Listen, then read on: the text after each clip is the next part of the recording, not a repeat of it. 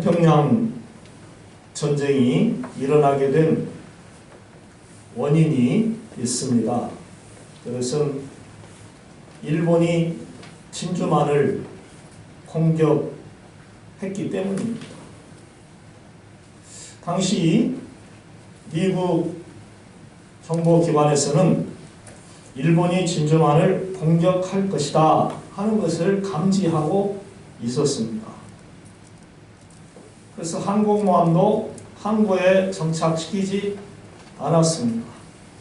그런데 태평양 함대 총사령관이 이것을 무시했습니다.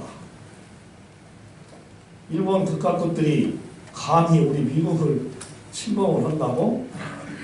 말도 되지 않아 하는 이러한 무사 안일주의에 빠져 있었던 것이죠.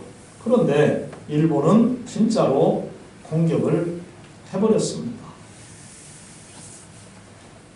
이처럼 자기 생각에 사로잡혀서 왜골에 빠지는 것을 심리학에서 확증 편향이라 이렇게 표현을 합니다. 확증 편향. 우리가 아무리 무슨 일을 외면하고 모르는 척 해도 그 어떠한 진리가 자기의 생각대로 변하는 것이 아닙니다. 나도 틀릴 수 있고 또 내 생각도 고쳐야 된다는 생각을 할 줄 아는 사람이 현실을 똑바로 보고 올바른 삶을 살아가게 되는 것이죠. 이스라엘, 즉 유다 백성들은 로마로부터 침탈당해서 고통스러운 하루하루를 살고 있었습니다. 바로 그때에 왕은 고통당하는 백성들을 어떻게 하면 위로하고 편히 살 수 있도록 이끌어 갈 것인가 하는 그러한 선한 정치를 하려고 해야 되는데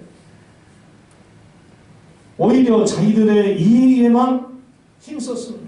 그러니까 백성들은 못 살겠다, 힘들다, 죽겠다 하면서 괴로운 나라를 보내고 있었던 거예요. 그래서 그들은 자신들을 구해줄 메시아 예수 그리스도 구원자를 기다리는 겁니다. 그때에 세례 요한이 나타나서 백성들에게 물로 세례를 주었습니다. 많은 사람들이 몰려와서 그에게 세례를 받았습니다. 그러자 세례 요한이 이 독사의 자식들아 누가 너희로 하여금 이 진노를 피하라고 하느냐. 도끼가 이미 나무 뿌리에 놓여 있으니 너희가 회개하지 아니하면 하나님께서 도끼로 나무를 찢어버리듯 심판하게 될 것이니라 라고 말씀을 했습니다. 사람들은 요한이 옷도 이상하게 입고 또 그러한 세례를 주고 하나님의 말씀을 증거하니까 혹시 이 사람이 그리스도가 아니냐라고 심중에 생각을 했다고 그랬어요. 오늘 본문 15절에 보면은 그런 말씀이 기록되어져 있습니다. 요한을 혹 그리스도신가 심중에 생각하니. 여기서 사람이 자칫 착오를 하고 우쭐해지면 큰 범죄, 실수하는 그러한 어리석은 사람이 될 수가 있습니다. 그래? 사람들이 나를 그리스도로 봐? 그리고 예전이나 지금이나 계속 나를 그렇게 보고 있고 믿어 따라오고 있고 그래? 내가 그 사람이 한번 되어 볼까? 하는 그러한 유혹에 쏙 빠져버리면 그야말로 이단자가 되는 거죠. 그런데 세례 요한은 그러지 않았습니다. 자기 자신이 어떠한 사람인가를 분명히 백성들에게 밝혔습니다. 뭐라고 밝혔습니까? 나는 물로 너희에게 세례를 베푸나 내 뒤에 오시는 이는 불과 성령으로 세례를 베푸시는 분이시라. 나는 그의 신발끈을 풀기조차도 감당하지 못하느니라. 손에 키를 들고 자기의 타작마당을 정하게 하사 알곡은 모아 곡간에 들이고 쭉정이는 불에 태우시리라. 라고 자기 자신은 그야말로 미천한 존재고 예수 그리스도가 오시는데 그분은 심판주로 오신다. 그렇게 선포를 한 거예요.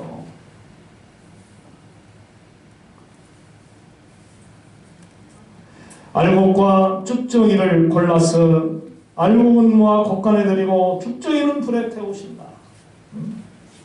여러분, 예수님은 어떤 분이십니까? 심판주이십니다. 믿으시면 아멘. 세례 요한이 자기 자신을 너무나도 잘 알았습니다. 그는 겸손한 사람이었습니다.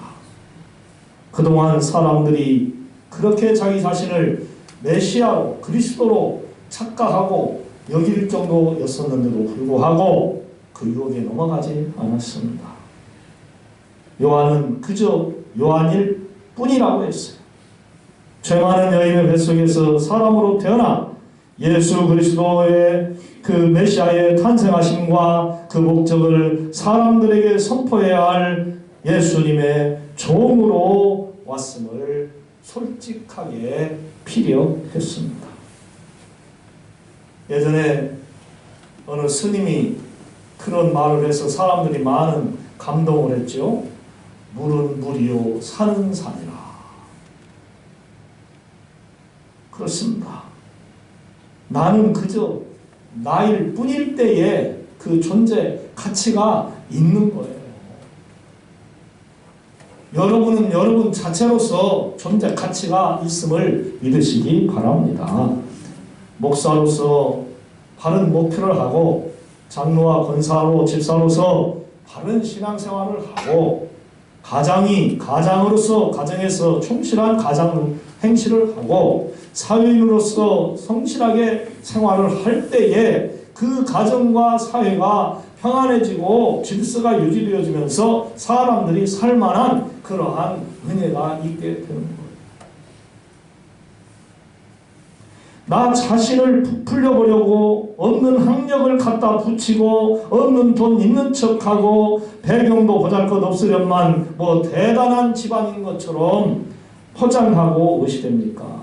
그래봤자 뭡니까? 자기 양심이 끓여서 부끄러움을 느낍니다. 언제 발각되면 창피를 당하겠지 하면서 염려합니다. 왜 그렇게 살아야 합니까? 뭘 그렇게 위조를 하고 포장을 해야 되냐 이 말이에요. 진실과 거짓은 언젠가 드러나고 밝히 드러납니다. 여러분 뉴스를 통해서 매스컴을 통해서 잘 보아 알지요. 사람이 학력을 위조해가지고 창피당한 서울에 있는 큰 교회 어떤 목사님도 그런 창피를 당했었지 않습니까? 또 실제로 제가 아는 목사님들 가운데서도 학력을 위조해가지고 교회에서 쫓겨나는 그러한 분들도 봤어요. 기자들을 또한 불러다 놓고 국민들에게 사죄하는 그러한 일들도 요즘에 일어나는 것을 여러분 보지 않습니까? 그래서 저는요, 학력이나 경력을 쓰고 싶은 마음이 없어요. 물론 뭐 별로 쓸 것도 없지만 만들고 싶지도 않아요. 목사 된 것 하나로 그저 감사할 뿐입니다. 안영표 목사 하면 됐지. 무슨 학사, 석사, 박사 공부해서 그런 거 잘 되면 좋겠지만 그게 중요한 게 아니에요. 목사 됐으면 목사로서 바로 살고 장로, 권사, 집사면 바로 살면 되는 거예요. 믿으시면 아멘. 응? 결국은요, 자기 자신들의 잘못과 죄로 인해서 발등 찍는 거예요. 자기 잘못을. 사랑하는 여러분, 우리 모두 거룩한 성도로 겸손히 예수 믿고 신앙생활 할 수 있기를 원합니다. 요한은 요한이고 우리는 우리일 뿐이에요. 자, 그러면 예수님은 어떠한 분이셨습니까? 맞습니다. 예수님은 예수님이에요. 예수님이 세례요한에게 세례를 받으셨어요. 겸손히 신이신 분이 사람에게 세례를 받았어요. 겸손의 왕이죠. 그때 어떠한 현상이 일어났습니까? 백성이 다 세례를 받을세 예수도 세례를 받으시고 기도하실 때에 하늘이 열리고 성령이 비둘과 같이 그에게 임하사 하늘로부터 소리가 나는데 너는 내 사랑하는 아들이라 내가 너를 기뻐하노라. 할렐루야. 하늘이 열렸어요. 성령이 오셨어요. 너는 내 사랑하는 아들이라고 하나님이 많은 사람들에게 듣게 하고 선포해 주셨어요. 알려주셨어요. 내가 너를 기뻐하는 사람이라고 했어요. 놀라운 현상입니다. 하나님의 아들 예수 그리스도께서 세상을 구원하시려고 오셨다는 거예요. 요한이 아니라는 거예요. 요한이 세상을 구원하는 사람이 아니라는 거예요. 예수님이 구원하신다는 거예요. 할렐루야. 예수님은 능력의 신이에요. 하나님이에요. 그 어떤 사람과 비교할 수 없으신 구세주예요. 그래서 성탄절이 생겼어요. 인류를 구원하실 평화의 왕으로 오셨기에 세상 모든 사람들이 예수님의 탄생을 기뻐합니다. 기쁘다 구주 오셨네 만 백성 맞으라 온 교회여 다 일어나 주 찬양하여라 주 찬양하여라 주 찬양하여라. 할렐루야. 기쁘다 구주 오셨네. 맞습니다. 사람들은 이 땅에 태어났어도 될 사람이 있는가 하면 태어나서도 태어나지 않았어도 별 볼일 없는 사람이 있고 또 어떤 사람은 아예 태어나서는 안 될 사람도 있습니다. 그러나 예수님은 반드시 태어나셨어야 하실 분이었어요. 할렐루야. 왜냐하면 주님은 죄가 하나도 없으십니다. 그 어느 누구에게도 해를 끼치지 않으십니다. 모든 인류 백성을 구원하시려고 오셨습니다. 친히 십자가에 못 박혀 피와 땀과 물을 다 흘리시고 죽으셨어요. 그래서 누구든지 주를 바라보고 믿는 자마다 멸망치 않고 영생을 얻게 하시려고 하셨어요. 할렐루야. 보세요. 우리 주님이 얼마나 위대하신 분이십니까.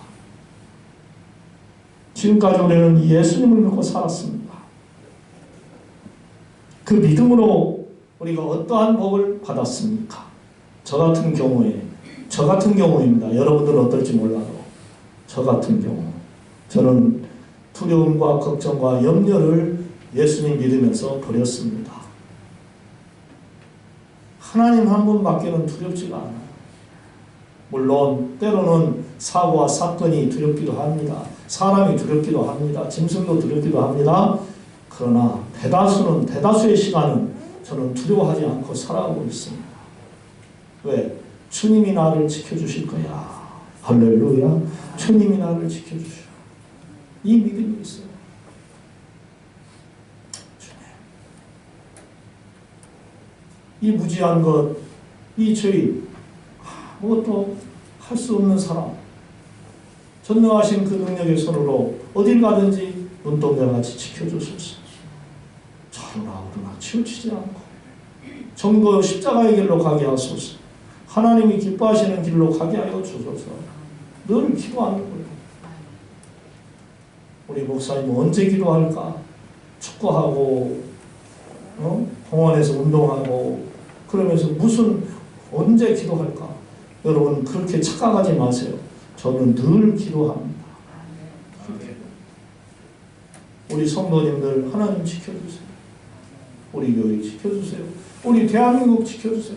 우리 15사단을 지켜주세요. 군대 15사단을 지켜주세요. 기도합니다.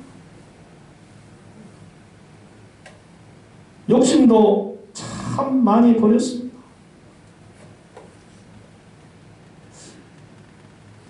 우리 김정희 권사님 저를 지금 26년째 보고 있는데 제가 욕심이 많은 것 같아요? 없는 것 같아요? 대답 한번 해보세요. 잘 못하시네. 우리 유장로님, 제가 욕심이 많은 것 같아요? 없는 것 같아요? 역시 대답이 없어요. 우리 박홍기 장로님 아시네?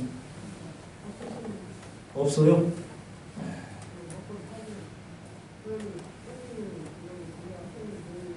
예, 하나님을 섬기는 걸로 만족하여 사는 것 같다고 말씀해 주시네요.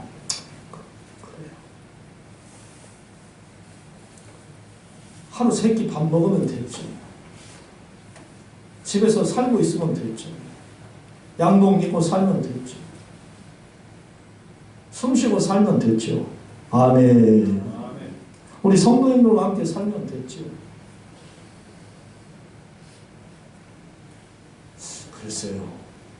저 같은 사람이 큰 교회 담임 목사 했다면 지금까지 살 수 있었을까 하는 생각이. 또 유난히 까다로운 교인들 있는 데 가서 목회했으면 제가 목회를 할 수 있었을까 생각합니다. 아마 못할 겁니다. 제 성질에 그만두고 말지. 우리 반석 중앙교회 성도님들께 제가 감사를 드립니다. 참 좋은 우리 성도님. 저 같은 사람 많이 다 이해해주고 목사님 기도하신 대로 하세요. 우리 박장로님 하시는 말씀. 제가 그 말씀을 가슴속에 새기고 삽니다. 목사님 기도한 대로 하세요. 뭔 일이든지 하자 보면은 안 됩니다 한번 하시지 않는 우리 장로님, 우리 성도님들 얼마나 고마운지. 제가 욕심을 낼 수가 없어요. 세상 그 누구나 어떤 사물에 대한 부러운 것도 없고 두려운 것도 없어요. 참 마음 편합니다. 너 근심 걱정 말아라. 주 너를 지키리. 주 날개 밑에 거하라. 주 너를 지키리. 할렐루야. 주 너를 지키리. 주 너를 지키리. 시편 91편 4절에서부터 8절에 이러한 말씀이 나옵니다. 그가 너를 그의 깃으로 덮으시리니 네가 그의 날개 아래 피하리로다. 그의 진실함은 방패와 성방패가 되시나니 너는 밤에 찾아오는 공포와 낮에 날아드는 화살과 어두울 때 퍼지는 전염병과 밝을 때에 닥쳐오는 재앙을 두려워하지 아니하리로다. 1000명이 내 왼쪽에서 10,000명이 내 오른쪽에서 엎드러지나 이 재앙이 내게 가까이 하지 못하리로다. 오직 너는 똑똑히 보리니 악인들의 보응을 네가 보리라. 할렐루야. 보세요. 우리 주님께서 저와 여러분들을 깃으로 덮어서 지켜주신다. 약속했어요. 아멘. 암탉이 제 새끼들을 그 날개 아래 싹 품어서 날아오는 독수리, 매, 어떠한 다른 맹금류들의 공격을 받지 않도록 보호하는 것처럼 하나님이 저와 여러분들을 그 깃으로 덮어서 보호하신다고 했어요. 여러분 아무것도 걱정하지 말고 염려하지 마시기 바랍니다. 할렐루야. 걱정과 염려는 사탄이 주는 거예요. 주님은 우리에게 걱정하지 말라고 그랬어요. 강하고 담대하라고 그랬어요. 두려워 떨지 말라고 그랬어요. 너희에게 주시는 모든 그 고통과 괴로움을 감당치 못할 시험이 없도록 주신다고 그랬어요. 지금 있는 우리에게 있는 시험, 걱정, 염려거리들 다 이길 때가 옵니다. 믿으시면 아멘. 아멘. 다 이길 때가 와요. 응? 방패가 되어서 지켜주신다고 했어요. 손방패가 되어서 지켜주신다고 했어요. 어떠한 전염병과 전쟁에서도 지켜주신다고 했어요. 여러분 전쟁이 일어나지 않도록, 이 땅에 전쟁이 일어나지 않도록 기도하시기 바랍니다. 할렐루야. 아까 우리 요장로님 전쟁이 일어나지 않게 달라고 기도하셨는데, 전쟁이 일어나면 재앙입니다. 전쟁이 일어나지 않도록 도와주세요. 꼭 기도하세요. 할렐루야. 단 너무 걱정하지 마세요. 주님이 지켜주시면 우리는 안전합니다. 요한도 세상을 못 이깁니다. 인생들을 영원히 지켜줄 수 없습니다. 세상 모든 사람들은 다 연약한 존재들입니다. 그 누구도 예수님과 같을 수가 없어요. 그래서 여호와 하나님이 너희 모든 피조물들아 내 앞에서 무릎을 꿇을지어다. 그래서 여러분, 무릎을 꿇는다는 것은 무슨 뜻입니까? 나는 당신의 종입니다. 나는 당신을 이길 수 없습니다. 나는 당신을 능가할 수 없어요. 그러니 말씀하소서 듣겠나이다. 무엇이든지 시키는 대로 하겠습니다. 때리면 때리는 대로 맞고 주면 주는 대로 먹겠습니다. 복종하는 거에 무릎 꿇는 것입니다. 우리는 하나님을 믿고 성경을 읽고 들으며 인간과 예수님이 어떤 차이가 있다는 것을 다시 한번 이 시간에 깨달았습니다. 원하옵기는 무슨 일을 하시든 여러분이 하려고 하지 마세요. 우리 서로 옆 사람에게 무슨 일이든지 우리가 성도님이 하려고 하지 마세요. 그렇게 하면 인사 나눠보시기 바랍니다. 무슨 일을 하시든지 성도님이 하려고 하지 마세요. 그럼 누구에게 하라고 하셔야 될까요? 하나님이 하셔야 하는 것이죠. 전지전능하신 여호와 하나님, 그의 아들 예수 그리스도와 성령 하나님을 믿고 그분께 우리가 맡겨야 하는 거예요. 너희 염려를 다 주께 맡겨라. 너희 염려를 다 주께 맡겨라.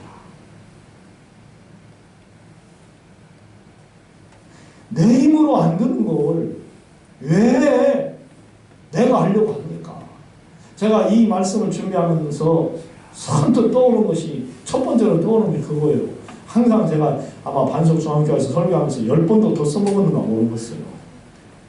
초등학교 다닐 때 자전거를 혼자 배우려고 하다가 맨날 넘어지고 못 배웠다고. 몇 번 들었어요? 수도 없이 많이 들었죠? 그때가 한 4학년 때 되지 않았을까? 아무리 혼자 배우려고도 안 되더라고요. 형이 뒤에서 한번 딱 잡아줬더니 되더라고요. 형이 한번 딱 잡아줬더니. 세상에. 그걸 뭔 고집 피운다고 혼자 배우려고, 자랑해보려고, 친구들한테 자랑해보려고. 아이고. 그렇게 쉬운 것을. 형 한 번만 도와줘. 그러면 끝나는 거예요. 여러분이 죽어도 못하는 건 못합니다. 하나님이 하셔야 됩니다. 할렐루야. 아멘. 하나님이 하셔야 됩니다.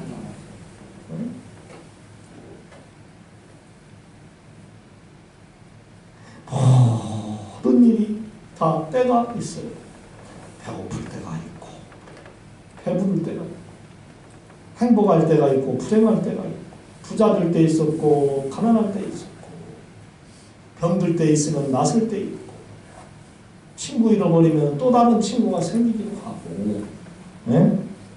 잠자고 싶을 때 있으면 일어나고 싶고, 죽고 싶을 때도 있지만 살고 싶을 때도 있고, 이 때에 대해서 말하라고 한다면 밤새도록 해도 다 못합니다. 이때 범사에 모든 것을 이룰 그 기한이 있느니라. 하나님 말씀 아닙니까? 때가 다 있습니다. 젊은 부부들 사네 못 사네, 죽겠네 살겠네 하면서 부부 생활을 해 나가는 걸 봅니다. 그런데 우리도 지나온 걸 지켜보면 그렇게 살았더라고요. 이혼을 했어도 수십 번 했을 것입니다. 그런데 참고 견디면서 살아왔어요. 뭘 보면서? 하나님 봤다고. 야, 역시 우리 교인 성도님들 믿음이 좋아. 하나님 보고. 그 다음에 또 뭘 보고 참 이혼하고 살았을까요? 자식 보고. 그 자식이 뭔가 자식 보고. 힘듭니다. 뭐 저런 인간하고 살아야 하냐 말이지. 다 때가 있어요. 사업도 부인이 하지 말라고 그러는데 해가지고 망쳐먹고 평생 원수 소리 들으면서 살아왔는데 그래도 그 남편이 있기에 과부 소리 안 듣고 그래도 그 남편이 있기에 든든하고 지내놓고 보면 힘들었지만은 또 이렇게 살다 보면 좋은 것도 있어요.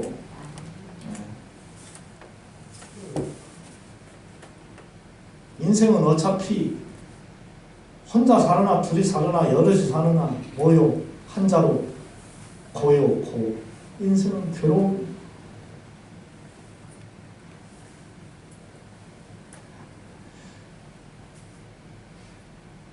제가 유튜브로 잠깐 그 하나의 동영상을 봤는데 80대 되는 노 부부가 아침에 잠깐 텔레비 보면서 그래요. 잠깐 텔레비 보면서 80대 노 부부가 바닷가에서 사는데 굴을 캐러 갔더라고요. 굴을 캐러. 근데 굴이 돈이라고 하면서 그 캐가지고 와가지고 또 일일이 하나씩 또 깨가지고 살을 떼어내고 바다가서 또 물로 씻고 하면서 그것으로 평생 일하며 자식들 다 키우고 죽을 고생했다. 그래. 근데 그 부인이 한 말씀이 죽고 싶었다고 그래요. 일을 너무 많이 해서.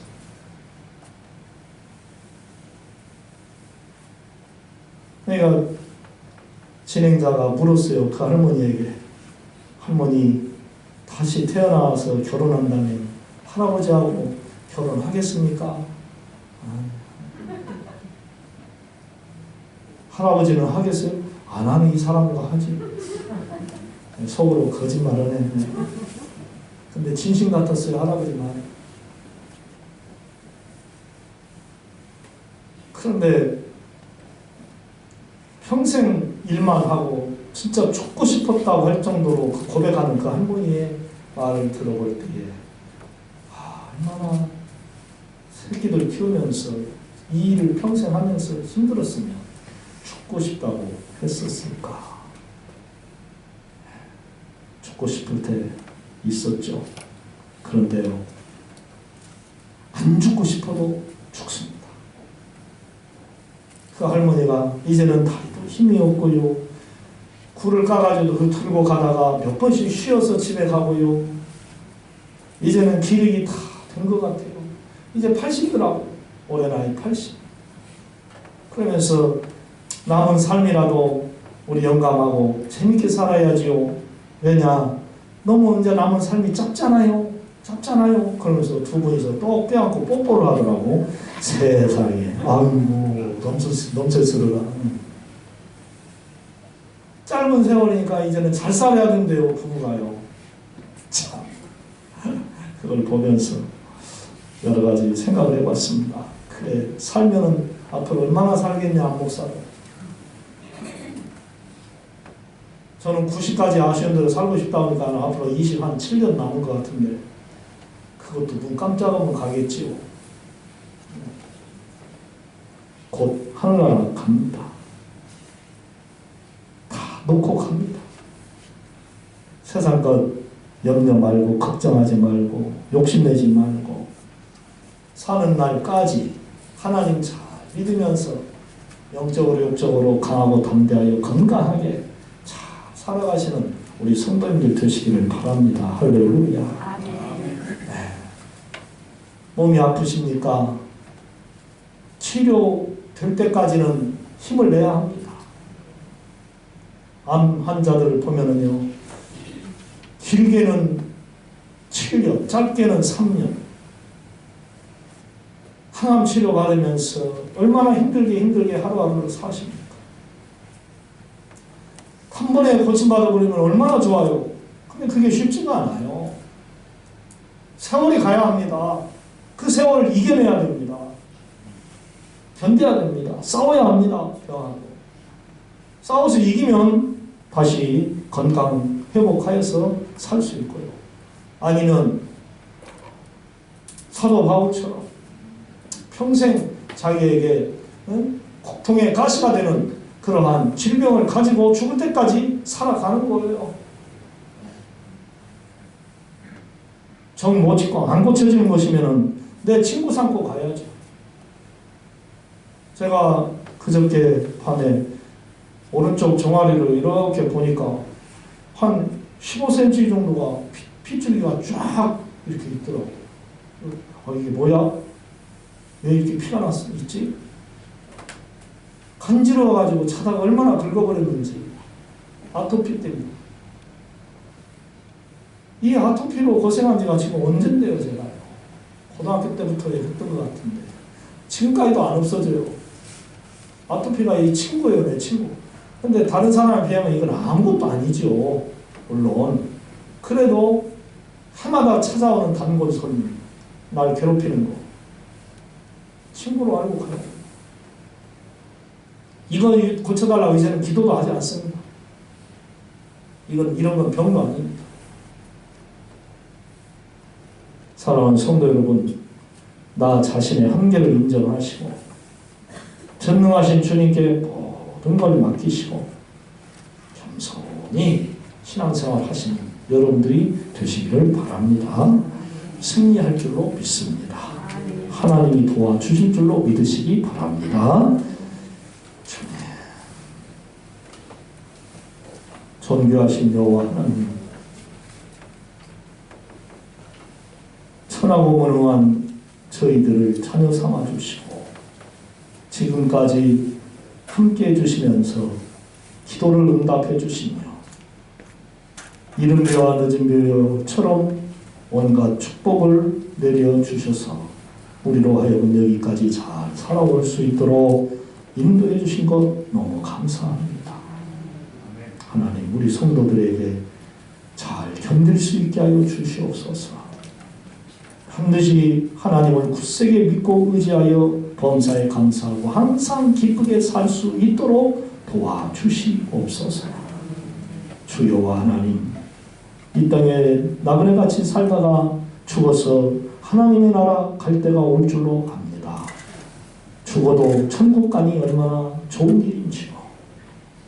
하나님, 아무것도 걱정하지 말고 염려하지 말고 두려워하지 말고 오늘 이 시간 이후로 우리 성도님들 강하고 담대하여 편히 살 수 있도록 축복해 주시옵소서. 예수님의 이름으로 기도드리옵나이다.